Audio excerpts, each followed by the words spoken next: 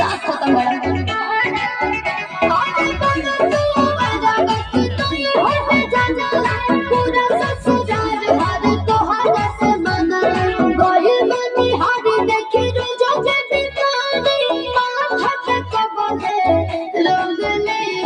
तोहरा जैसा सादा के पाठा के दादा के चूल्हे में झोंक दी तोहरा जैसा सादा के नाथा के दादा के चूल्हे